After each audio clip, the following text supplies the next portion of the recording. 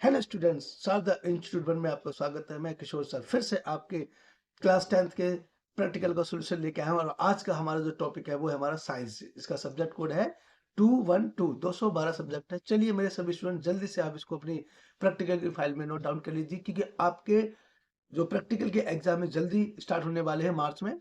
तो जल्दी इसको हम प्रिपेयर करते हैं और इसको डिस्कस करते हैं किस तरीके से हमें तैयार करनी है। तो चलिए डिस्कस करते हैं। पहला क्वेश्चन जो हमारा है वो है बर्फ का गलनांक ज्ञात करना। किस तरीके से हम बर्फ का गलनांक को ज्ञात कर सकते हैं, तो इसमें बताया गया है।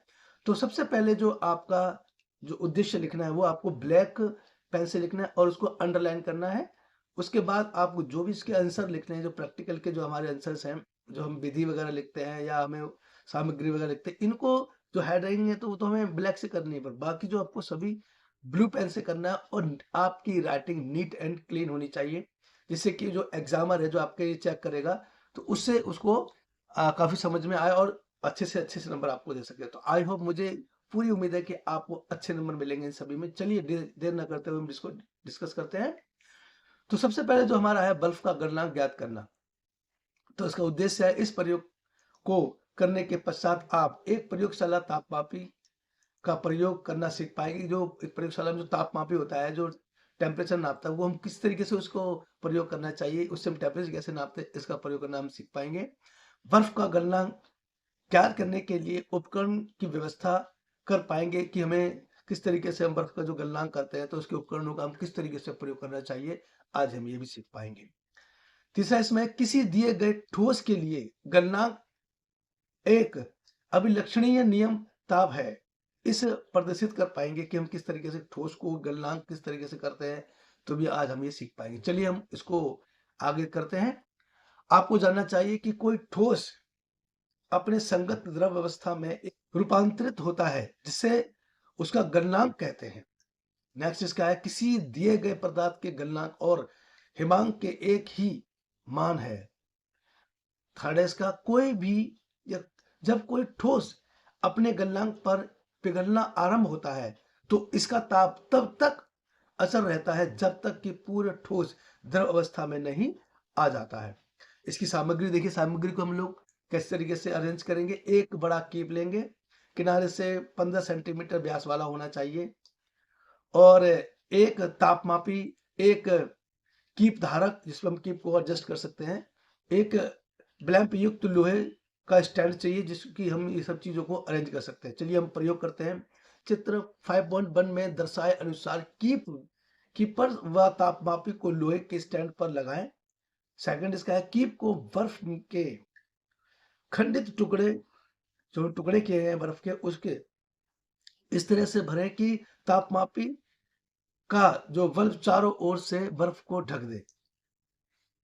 और थर्ड इसका है प्रत्येक 30 सेकंड बाद तापमापी के पश्चात नोट करें कि उसमें कितना टेम्परेचर उसका डाउन हुआ है, बढ़ा। इसको भी आप नोट करें।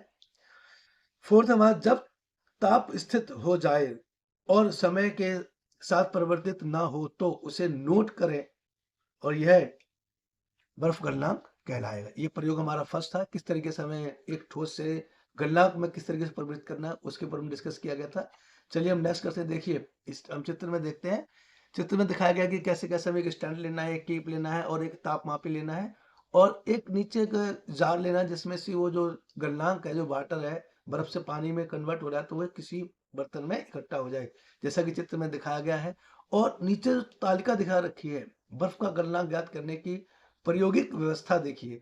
हर क्रम संख्या में देखिए कि 30 सेकंड पर ताप कितना है, 10 डिग्री सेल्सियस है, फिर 1 मिनट पर 8 डिग्री सेल्सियस है, फिर अगले जो हमारा 1.5 मिनट है, यानी कि 1% पर हमारा 6 डिग्री सेल्सियस है, 2 पे समय 2 मिनट पे हमारा 4 डिग्री सेल्सियस है, फिर 2% यानी कि 1 डिग्री सेल्सियस, और 3 मिनट बाद उसका टेम्परेचर 0 डिग्री सेल्सियस हो जाता है। तो निष्कर्ष क्या निकलता है?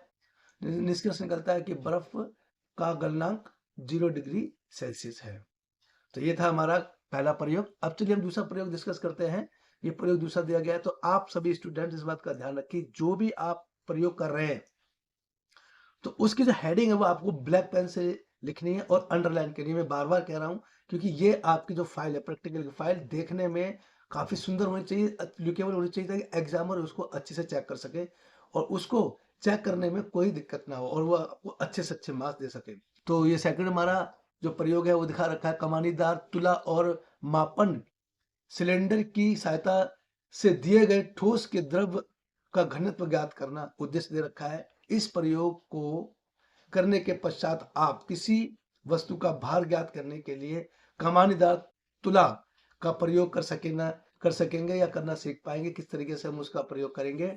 मापक सिलेंडर की सहायता से किसी दिए गए द्रव्य का आयतन ज्ञात कर सकेंगे कि हमें किस तरीके से उसका आयतन निकालना है, किस तरीके से आयतन ज्ञात करना है, ये भी सीख सकेंगे। यह दिखा सकेंगे कि द्रव्य में डूबने पर कोई ठोस अपने आयतन के बराबर द्रव्य विस्थापित करता है, ये भी करना सीखेंगे। अगला है हमारा, यह समझा सकेंगे कि कुछ ठोस पानी में क्यों तैरते हैं जब कुछ ठोस पानी में डूब जाते, ये करना भी हम सीखेंगे। और किसी ठोस का द्रव्यमान और आयतन माप कर सकेंगे, द्रव का घनत्व ज्ञात कर सकेंगे। हमें ज्ञात होना चाहिए कि, अब देखिए हम आगे इसको डिस्कस करते हैं, आपको जानना चाहिए, ये इसकी हेडिंग है। अब इसको हम आगे डिस्कस करते हैं। भारीपन, प्राय हम भारीपन के आधार पर पदार्थ की तुलना करते हैं। उदाहरण के लिए हम कहते हैं कि लोहा लकड़ी से भारी है। इस कथन से हमारा अभिप्राय है कि हम कहना चाहते हैं कि आईसीसी लोहे का द्रव्यमान आईसीसी लकड़ी के द्रव्यमान से अधिक है। पदार्थ की इकाई आयतन का द्रव्यमान इसका घनत्व कहलाता है। इस प्रकार घनत्व पदार्थ के भारीपन की माप है। इसका उदाहरण है, यदि हम समान साइज के दो पिंड लें जिसमें एक लोहे का हो और दूसरा लकड़ी का हो, पहला पिंड है लोहे के दूसरे पिंड से भारी होगा, जैसा कि चित्र में दिखाया गया है। गणित की भाषा में किसी पदार्थ के घनत्व को इस प्रकार व्यक्त कर सकते हैं, जैसे घनत्व देखिए, वस्तु का द्रव्यमान और अपॉन में वस्तु का आयतन। आयतन का आयस मात्रक किलोग्राम में होता है, क्यू में होता है। इसका घनत्व को किलोग्राम डिग्री सेल्सियस क्यू में भारीपन मापते हैं। इसका सेकंड देखिए, भार ज्ञात करने के लिए हमें कमानीदार तुला का प्रयोग करते हैं, क्योंकि किसी ऊर्ध्वाधर लटकते स्प्रिंग की लंबाई में वृद्धि इसके मुख्य सिरे पर लगाए गए भार समानुपाती होते हैं।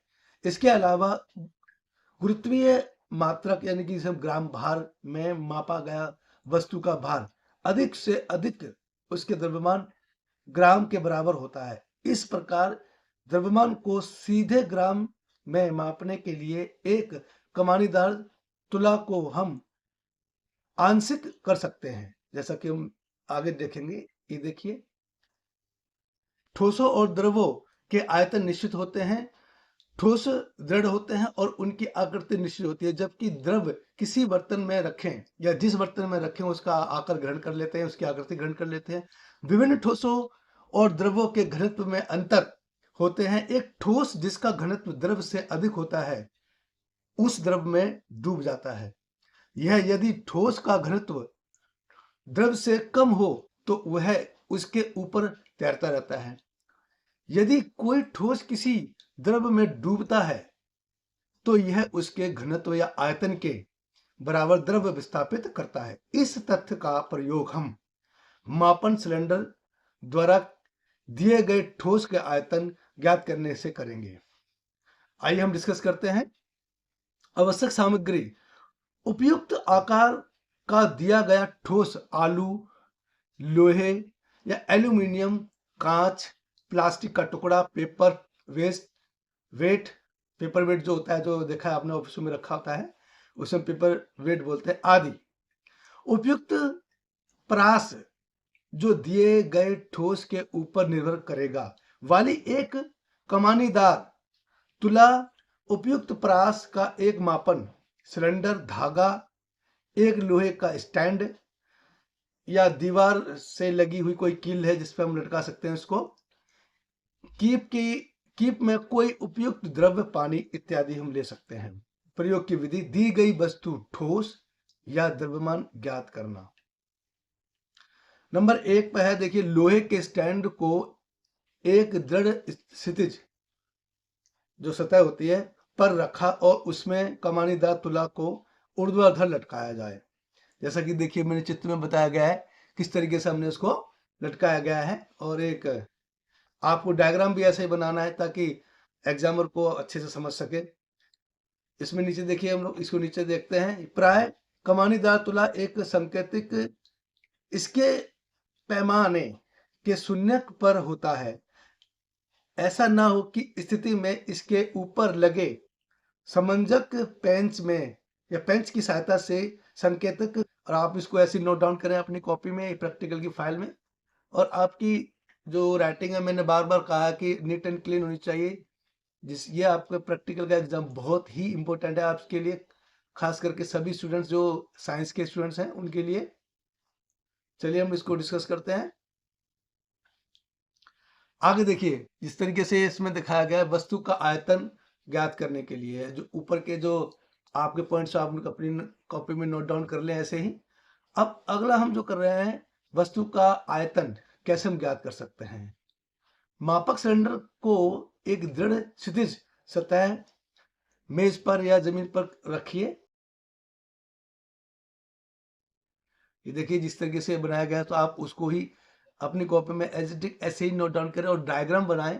डायग्राम आपका एकदम स्पष्ट या नीट एंड क्लीन हो ताकि एग्जामर इसको अच्छे से समझ सके। नेक्स्ट हमारा देखिए, अगला हमारा जो प्रयोग है वो थर्ड है। इसके ऊपर जो आपको इंस्ट्रक्शन दे रखी हैं वो सारी हमारी प्रयोग नंबर 2 की हैं, तो आप इसको नोट कर लेंगे सभी को। उसमें निष्कर्ष दिया गया है कैसे निष्कर्ष निकालना, और निष्कर्ष आपको सभी प्रैक्टिकल के लिखने हैं। उसमें उद्देश्य है, आवश्यक सामग्री है, कार्य करने की विधि और निष्कर्ष, ये सभी आपको प्रैक्टिकल के लिखने होते हैं। प्रयोग हमारा है 3। इसमें क्या बताया गया है कि देखिए, इसमें बताया गया 3 बोल्ट के bulb, 2 on off switch, 1 fuse और 2 सेल सूक्ष्म सेल जो होते हैं हमारे बैटरी के सेल होते हैं, उस तरीके को विद्युत शक्ति के स्रोत के रूप में उपयोग करने के घरेलू विद्युत परिपथ बनाना। चलिए हम प्रयोग नंबर 3 को डिस्कस करते हैं। 3 वोल्ट के बल्ब लेने हैं आपको, 2 ऑन ऑफ स्विच लेने हैं। चलिए हम प्रयोग नंबर 3 को डिस्कस करते हैं। 2 आपको लेने हैं बल्ब 3 वोल्ट वाले, 2 ऑन ऑफ स्विच लेने हैं, 1 फ्यूज और 2 सूक्ष्म सेल जो होते हैं विद्युत सेल, उनको लेने हैं।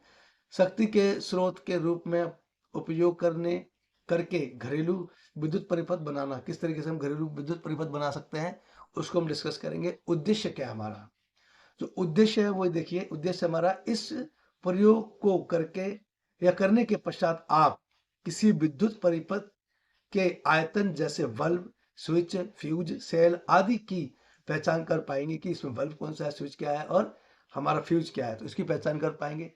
अगला नेक्स्ट है, इसमें परिपथ आरेख के अनुसार अवयव आप क्या जानना चाहिए, इसका उद्देश्य देखिए हम अगले क्वेश्चन में देखते हैं, सॉरी अगले पेज पर देखते हैं। यदि किसी बल्ब पर लगाया गया विद्युत वियंबतार भी है तो इसके द्वारा बहुत ऊर्जा के स्रोत में लगी गई विद्युत धारा होगी, जैसा कि दिखाया गया है। I = P/V।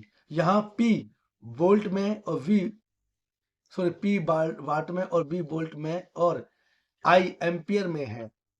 यदि P1, P2 और P3 किसी परिपथ में लगी है, विभिन्न विद्युत परिपथ द्वारा उपयुक्त शक्तियों के मान है, तो किसी क्षण में कुल उपयुक्त शक्ति का व्यंजन क्या होगा बताइए। यदि विद्युत सेल ऐसी युक्त हो जिसमें एक विद्युत अपघटन में डूबे हो तो इलेक्ट्रॉन के बीच एक रासायनिक अभिक्रिया द्वारा स्थित विभवांतर रखा जाता है। इससे यानी एक से अधिक सेलों का प्रयोग या प्रयोजन को बैटरी कहते हैं। विद्युत फ्यूज किसी उपयुक्त या विद्युत परिपथ में उपयुक्त या प्रयोग की गई सुरक्षा युक्ति को जो अभ्यंतर या शॉर्ट सर्किट होने की स्थिति में उपयुक्त उत्पन्न अतितापन के परिपथ में लगे होते हैं अवयवों को बजाती है। यह कम गलनांक वाली टीन टीन लेड मिश्र धातु का बनना, ताप बनाना इत्यादि किसी विद्युत परिपथ में जुड़े उपकरणों द्वारा अधिक मात्रा की गई है, दी गई है। विद्युत धारा से उत्पन्न अति तापन को अतिभरण कहते हैं। आवेशन के प्रभाव हेतु बैटरी, कुंजी, स्विच, फ्यूज, बल्ब आदि को वास्तविक तारों से जोड़ने से बने बंद परिपथ को विद्युत परिपथ कहते हैं। किसी विद्युत परिपथ को, ये देखिए हमारा जो प्रैक्टिकल दे रखा है होगा, तो इस तरीके से आप उसको नोट डाउन कर लें अपनी कॉपी में। और इसकी जो आवश्यक सामग्रियां हैं वो मैंने नीचे दी गई है, कैसा प्रयोग करना है, और एक चित्र बनाया गया है। तो आप इस डायग्राम को भी अच्छे से कर ले। इसमें V1, S1, V2, S2 इस तरीके से, और एक फ्यूज दे रखा है। देखिए फ्यूज को हमने F से जो उसका मात्रक बनाया गया है, S से हम डिसाइड किया, और बैटरी दी गई है जिसमें प्लस और माइनस दोनों पॉइंट दिए गए हैं। तो आप इसको भी अच्छे से देख लें। अगला जो हमारा है, इसका जो अगला पॉइंट है वो है घरेलू विद्युत परिपथ का परिपथ आरेख किस तरीके से बनाएंगे, जैसे कि दिखाया गया है इस ड्राइंग में। देखिए इस पेज में दिखाया गया है। प्रत्येक आयतन का ध्यान से अवलोकन करें। आप देखेंगे कि प्रत्येक उपकरण युक्ति के दो टर्मिनल हैं। नंबर 2 में देखिए दो बल्ब बी और V1 तथा स्विच जिसमें दे रखे हैं S और S1 लें, और चंद बी और स्विच एस को श्रेणी क्रम में रखें जिस तरीके से बताया गया है। देखिए ऊपर डायग्राम में आपने देखा है, उस तरीके से इसको अरेंज करें। नीचे एक हमें तालिका दी गई है, तो उसमें बताया गया क्रम संख्या स्विच और ऑन ऑफ करना, और बल्ब बी और बल्ब 2 किस तरीके से काम करेंगे। देखिए ये दिखाया गया है इस टेबल में। तो आप इस टेबल को भी ऐसे ही अपनी प्रैक्टिकल फाइल में बनाएंगे।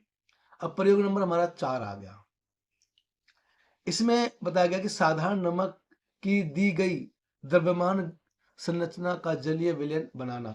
जो हमारे साधारण नमक होता है उसको हम लोग किस तरीके से द्रव्य संरचना का जलीय विलयन बनाएंगे, जैसे हम लोग जल में घोलते हैं किस तरीके से बनाते हैं, तो बताया गया है। तो उद्देश्य देखिए इसका, इस प्रयोग को करने का या करने के पश्चात आप विलय को भौतिक तुला पर तुलकर या तोलकर एक ज्ञात सांद्रता का विलयन तैयार करना जान पाएंगे।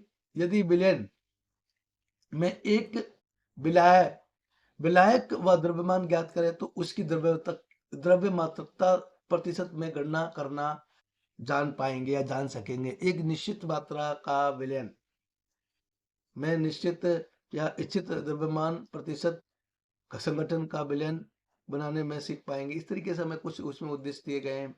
और फिर इसमें नीचे दी गई कि आपको क्या जानना चाहिए, कि जो हम विलयन तैयार कर रहे हैं तो उसके बारे में आपको क्या क्या जानना चाहिए, किस तरीके से उसकी जानकारी लेनी चाहिए। तो ये इसमें ऐसा बताया गया है। तो आपको ये बनाना है। इसमें आवश्यक सामग्री हमें क्या क्या लेनी है, देखो ये लेना है, इसमें बीकर लेना है, कांच का गिलास लेना है, और साधारण नमक लेना है, पानी, कांच की छड़, ठीक है, आंशिक बेलन या इसमें चम्मच, भौतिक तुला, भार बॉक्स, पोटेशियम, चिकना, कागज इत्यादि, ये सभी सामान लेने हैं इसके प्रयोग को करने के लिए। और कैसे कैसे इसका प्रयोग करना है ऐसा इसमें दिखाया गया है, लिखा हुआ है। देखिए उसी प्रकार से आप इसको ऐसे लिख लें। चलिए हम आगे डिस्कस करते हैं। अपना प्रयोग नंबर 5 को देखते हैं। इसमें बताया गया कि मिश्रण के अवयवों को पृथक कैसे करें। जो अगर हमारे कोई मिश्रण है तो उसमें जो अवयव है उसको हम कैसे अलग अलग कर सकते हैं, तो उसको बताया गया है। उद्देश्य देखिए, इस प्रयोग को करने के पश्चात आप जान पाएंगे कि वाणीकरण, क्रिस्टलीकरण एवं उस वेदन तकनीक में से हम किस तरीके से करेंगे। तो उसमें उद्देश्य दिया गया, तो उद्देश्य को भी आप ऐसे लिखें। आप क्या जानना चाहिए, मिश्रण 2 या 2 से अधिक पदार्थों के किसी भी अनुपात में मिलने से बनता है। मिश्रण दो पदार्थों की प्रकृति तथा गुण धर्मों के आधार पर मिश्रण को दो भागों या सामंगी या विषमांगी में विभाजित किया जा सकता है। साधारण नमक और कॉपर सल्फेट का पानी में मिश्रण सामंगी होता है, क्योंकि सारे पानी में घुलनशील पदार्थ समान रूप से फैल जाते हैं। तो इस तरीके से आपको ये प्रैक्टिकल करना है और उसको हम लोग इन दोनों मिश्रण को कैसे अलग कर सकते हैं, इस प्रैक्टिकल के माध्यम से हम जान पाएंगे। देखिए जैसा कि बताया गया है सारा, उसमें आवश्यक सामग्री क्या क्या लेनी है ये बताया गया है। तो सामग्री देखिए, साधारण नमक, पानी का बीकर और चाइना डिश, वर्नर और स्पिरिट लैब, जिसमें स्पिरिट भरा होता है, जो कि मिट्टी का तेल होता है ना, उसे हम स्पिरिट कहते हैं। लैब होनी चाहिए जिससे कि हम नीचे से उसको हीट कर सकें। और तिपाई स्टैंड, जो 3 पहिए वाला स्टैंड होता है उसे हम तिपाई स्टैंड कहते हैं। ताप की झिल्ली, जो कि उसकी बनी होती है, स्टील या लोहे की बनी होती है। कांच की छड़ इत्यादि सभी सामान चाहिए। अब उसको हमें कैसे कैसे प्रयोग करना है, ये अगला नीचे प्रयोग में दिखाया गया है। तो आप उसको ऐसे नोट डाउन करो और डायग्राम भी आपको ऐसे ही बनाना है जैसे इसमें दिखाया गया है। निष्कर्ष दिया गया है, निष्कर्ष को लिखना है आपको। साधारण नमक को जलीय विलयन से वाष्पीकरण द्वारा अलग किया जा सकता है। देखिए यह सही है बिल्कुल, कि लास्ट में निष्कर्ष दिखाना होता है कि आखिर इन प्रयोग से हमें क्या निष्कर्ष निकला है। अगर दो विलेन को हमें अलग करना है, जैसे नमक और पानी को अलग करना है, तो हमें मान लीजिए पानी से नमक को अलग करना है, तो उसको हम वाष्पीकरण विधि द्वारा अलग कर सकते हैं। जिससे कि पानी को हीट करेंगे, पानी एवेपोरेट होकर वो उड़ जाएगा और नमक नमक हमारा रह जाएगा। इस तरीके से हम लोग एक नमक को पानी से या जल से अलग कर सकते हैं। अगला जो प्रयोग दिखाया गया है, देखिए इसमें भी अगला प्रयोग दिखाया गया है। कॉपर सल्फेट का विलेन दिखाया गया है, उसको भी हम लोग कैसे अलग करेंगे। सेम विधि है, हमारा सेम प्रोसेस है उसको अलग करने का। निष्कर्ष दिखाया गया है, देखिए निष्कर्ष को, जैसे कि मैंने बताया कि हर प्रयोग में निष्कर्ष अवश्य मिलेगा आपको, तो उस तरीके से हमें इसको अलग करना है। ये इसका प्रयोग काफी बड़ा दे रखा है इस प्रैक्टिकल, तो इसमें आपको ध्यान से इसको करना है। और डायग्राम सभी के आपको नीट एंड क्लीन बनाने हैं और अच्छी राइटिंग में बनाने हैं। मैं बार बार इसको रिपीट कर रहा हूँ क्योंकि ये आपके लिए बहुत इंपॉर्टेंट है। आपकी राइटिंग बहुत मायने रखती है आपके प्रैक्टिकल में। अगर आप किसी भी लाइन को, किसी शब्द को स्पष्ट नहीं लिखेंगे, तो एग्जामर उसको चेक कैसे करेगा, उसको समझ नहीं आएगा, तो वो नंबर आपके काटेगा। तो मैं आपसे कहना चाह रहा हूँ कि आपकी जो राइटिंग है वो नीट एंड क्लीन हो, स्पष्ट हो, जो कि एग्जामर को अच्छे से समझ में आ सके। प्रयोग नंबर 6 देखते हैं, चलिए। इसके उद्देश्य देखिए। अब प्रयोग नंबर 6 है क्या? यह वायु में जलीय वाष्प की उपस्थिति की जांच करना कि हवा में पानी होता है, किस तरीके से जांच करेंगे हम लोग, तो ये बताया गया इस प्रयोग के माध्यम से। देखिए उद्देश्य क्या है। इस प्रयोग को करने के पश्चात आप वायु में मिश्रित है, जो जल हमारा वायु मिश्रित है, इसकी जानकारी प्राप्त कर पाएंगे। वायु में जलीय वाष्प की उपस्थिति की पहचान कर पाएंगे कि हवा में पानी होता है। तो उसको इस तरीके से हम लोग इस प्रयोग के माध्यम से हम कर सकते हैं। आवश्यक सामग्री हमारी देखिए क्या देखिए, एक साफ कांच का गिलास, बर्फ के टुकड़े, सूखा कपड़ा इत्यादि को हम लेना है। और प्रयोग कैसे करेंगे ये नीचे दिखाया गया है आपको इस प्रयोग में। तो आपको एजिटिक ऐसे ही करना है। देखिए एक गिलास दिया गया, गिलास में हमने कुछ आइस की क्यूब्स डाल दी हैं और ऐसे हमने उसको छोड़ दिया है।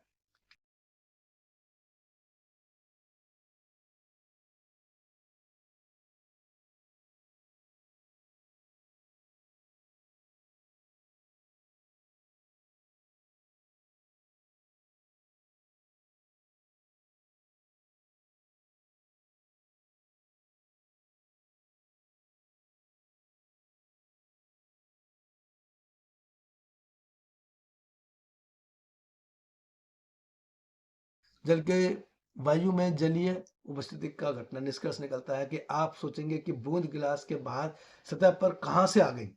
यह जलीय वाष्प की गिलास के ठंडे हिस्से में के के संघनन से आई है।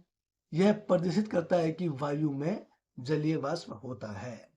प्रयोग नंबर 7, वायु में कार्बन डाइऑक्साइड की उपस्थिति की जांच करना कि अभी हम कैसे पहचान करेंगे कि हवा में भी कार्बन डाइऑक्साइड होता है। उद्देश्य, इस प्रयोग को करने के पश्चात आप वायु में कार्बन डाइऑक्साइड की उपस्थिति का पता लगा पाएंगे और वायु में खुला छोड़ने पर चूने का पानी दूधिया क्यों हो जाता है इसे जान सकेंगे। आपको जानना चाहिए, जब ताजे बनाए गए चूने के पानी में कार्बन डाइऑक्साइड प्रभावित होती है तो वह कैल्शियम कार्बोनेट के बनने के कारण दूधिया हो जाता है, जैसा कि इसका समीकरण के दिखाया गया है। और आपको सभी समीकरण को स्पष्ट और नीट एंड क्लियर लिखना है, अच्छी राइटिंग में लिखना है। आवश्यक सामग्री दी गई है, देखिए, एक बोतल ताज़ा चूने का पानी, 2 छिद्र वाली एक कॉर्क, एक छोटी और एक बड़ी समकोण पर मुड़ी 2 निकास नलिकाएं इस तरीके से होनी चाहिए, ये बताया गया। देखिए देखिए इस तरीके से, जैसे कि प्रयोग में दिखाया गया कि एक बोतल लिया, उसमें हमने इस तरीके से इसको हवा हवा डालते एक प्रखनली में दूसरे से हवा निकलती है, तो इसका मतलब क्या, हवा के बुलबुले जो कि पानी में आते हैं।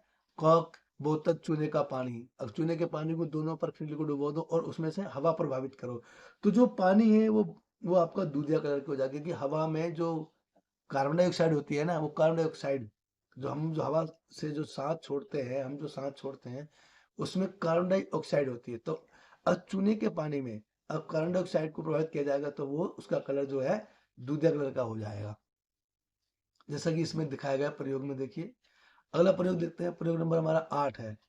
वायु में ऑक्सीजन की अनुमानित प्रतिशत मात्रा को ज्ञात करना, कि हम लोग कैसे पता चलाएंगे कि ऑक्सीजन की जो मात्रा है वायु में वो कितनी है, अनुमानित बताइए। तो हम कैसे जान पहचान करेंगे, तो उसका इस प्रयोग के माध्यम से हम उसको स्पष्ट कर सकते हैं। देखिए ये बताया गया है इस तरीके से। आप क्या जानना चाहिए, वायु बहुत सी गैसें जैसे कि ऑक्सीजन, नाइट्रोजन, कार्बन डाइऑक्साइड तथा आयन इत्यादि का मिश्रण होती है। ऑक्सीजन तथा नाइट्रोजन वायु का 95% भाग होती है और वायु के आयतन का लगभग 20% तथा 1/5 भाग ऑक्सीजन होता है। वायु में केवल ऑक्सीजन गैस की दहन में सहायक होती है, इसलिए किसी चीज को हमें मान लो जलाना है या किसी को दहन करना है, तो उसमें ऑक्सीजन का अपना एक अहम रोल होता है, क्योंकि कोई भी वस्तु ऑक्सीजन की उपस्थिति में ही जलती है। तो इसको इस प्रयोग के माध्यम से हम जानेंगे। आवश्यक सामग्री देखिए, ये बताई गई है कि 1 टब मोमबत्ती, ये देखिए जैसा कि दिखाया गया है। प्रयोग कैसे करना है, तो प्रयोग को भी आप इस देखिए, और जो चित्र दिखाए गए हैं उस चित्र को आप अच्छे से ऐसे ही नोट डाउन करें अपनी कॉपी में। निष्कर्ष देखिए, निष्कर्ष ये जो बताया गया निष्कर्ष, देखो मैंने आपको बार बार रिपीट कर रहा हूँ कि हर प्रयोग का निष्कर्ष आप जरूर लिखें। निष्कर्ष से ये पता चलता है कि हमने जो प्रयोग किया है कि उसका रिजल्ट क्या निकला है, उसका रिजल्ट क्या है, तो वो हमें निष्कर्ष में लिखना होता है। प्रयोग नंबर हमारा 9, परीक्षण करना कि सूर्य के प्रकाश से उद्दीसित करने पर हरी पत्तियां में स्टार्च बनता है। तो प्रयोग नंबर 9 करते हैं। इसका उद्देश्य देखिए, उद्देश्य दिखाया गया है। आपको क्या जानना चाहिए कि हरे पौधे सूर्य के प्रकाश की उपस्थिति में CO2 कार्बन डाइऑक्साइड और H2O पानी का प्रयोग करके अपना भोजन बनाते हैं। ये हमें जानना, हम जान पाएंगे या जान सकेंगे। इस प्रयोग का प्रकाश संश्लेषण कहते हैं, या इस प्रक्रिया को प्रकाश संश्लेषण कहते हैं। इस प्रक्रिया में बनने वाले अंतिम पदार्थ में से एक पदार्थ कार्बन डाइऑक्साइड, कार्बोहाइड्रेट, अंतिम उत्पादों में से एक उत्पाद कार्बोहाइड्रेट होता है। आवश्यक सामग्री दिखाई गई है, ये आवश्यक सामग्री को आप ध्यान से नोट करें और इसका प्रयोग करें। देखिए प्रयोग दिखाया गया है किस तरीके से इसका प्रयोग करना है, और 3 जार लिया आपने, 3 जारों में अलग अलग उसका वो बताया गया है। तो आप एजिटिक ऐसे ही इसको अपनी कॉपी में नोट डाउन करें और उसको अच्छे से बनाएं और प्रयोग कोशिश करें कि अगर आपको टाइम मिले तो आप घर में भी इस प्रयोग को कर सकते हैं, पर बड़ों की निगरानी में। ये नहीं कि आप अपने आप ही करें और कोई प्रॉब्लम हो जाए तो आप बड़े की निगरानी में ही, या जो एक्सपीरियंस है, या अपने स्कूल में इसका प्रयोग को कर सकते हैं, अपने जो अध्यापक है, टीचर्स है, उनकी निगरानी में, उनकी सहायता से। ये इसकी कुछ सावधानियां दिखाई गई हैं, निष्कर्ष बताया गया है। तो मैंने बताया कि सावधानियां बहुत जरूरी है बरतनी। सावधानियां यह है कि प्रयोग में दिखाने के लिए सूर्य प्रकाश प्रकाश संश्लेषण के लिए आवश्यक है। पौधे को स्टार्च रहित बनाने के लिए अंधेरे में रखने जाते हैं। अब अगला जो लास्ट और हमारा आखिरी जो प्रयोग है वो हमारा 10वां, बीजों के अंकुरण के दौरान CO2 के निकलने का प्रदर्शन करना, कि हम लोग किस तरीके से उसका प्रदर्शन करेंगे। उद्देश्य देखिए, ये रहा, उसका उद्देश्य बताया गया है और आप क्या सीखेंगे। देखिए आपको क्या क्या पूर्ण जानकारी होनी चाहिए। प्रत्येक सजीव वस्तु श्वसन करती है, चाहे वह एक नन्हा पौधा हो, परिवर्तनशील मनुष्य या मानव भ्रूण हो या फिर एक कोशिका ही क्यों ना हो, श्वसन के दौरान ऑक्सीजन ग्रहण करती है तथा कार्बन डाइऑक्साइड छोड़ती है। ये आप सबको पता है। इस तरीके से हम लोग इसका प्रयोग को करेंगे। आवश्यक सामग्री हमारी क्या-क्या है, ये दिखाया गया, तो आवश्यक सामग्री को आप अच्छे से लिख लें, पॉइंट बाय पॉइंट लिखें। इसका प्रयोग कैसे करना है, प्रयोग की विधि क्या है, इसको भी आप ध्यान से देखें और अच्छे से करें इसको। ये देखिए जैसे कि इसमें बताया गया है, ये मैंने एक डायग्राम बनाया गया है, तो उसको आप ऐसे करें। और अब सामग्री आगे काम करने के लिए तैयार है, तो किस तरीके से हम इसको तैयार करेंगे, देखो बनाया गया है। कुछ सावधानियां बरतनी है हमें, कुछ सावधानियां हैं इसमें, और आप प्रयोग व्यवस्था का परीक्षण के लिए तैयार कर सकते हैं। उस तरह से हमारे सभी जो प्रैक्टिकल हैं 10 के 10 कंप्लीट हो गए हैं, और मेरे सभी स्टूडेंट से रिक्वेस्ट है कि आप जल्दी से जल्दी इस प्रैक्टिकल की फाइल में इसको नोट डाउन कर लें, और आपकी जो राइटिंग है नीट एंड क्लीन हो, सभी जो प्रैक्टिकल हो एकदम स्पष्ट हो, सुंदर हो, अच्छे हो, इससे कि आपको अच्छे नंबर मिल सके। और मैंने सभी अपनी जो आगे की जो टीएमए है हमारे 10th क्लास के 12th क्लास के, उनके लिंक मैंने डिस्क्रिप्शन में डाल दिए, तो आप वहां से उनको देख सकते हैं। मैंने टीएमए कैसे अपलोड करने हैं, टीएमए की फाइल हमें कैसे बनानी है, और किस तरीके से हमें उनको वेबसाइट पर अपलोड करना है, और मोस्ट इंपोर्टेंट क्वेश्चंस के लिंक भी मैंने अपने डिस्क्रिप्शन में डाल रखे हैं, तो वहां से आप नोट डाउन कर लें। उनका पीडीएफ अवेलेबल है, वहां से उनको नोट डाउन करके अपने परीक्षा की तैयारी करें। चलिए तब तक के लिए best of luck for exam. जय भारत, जय हिंद।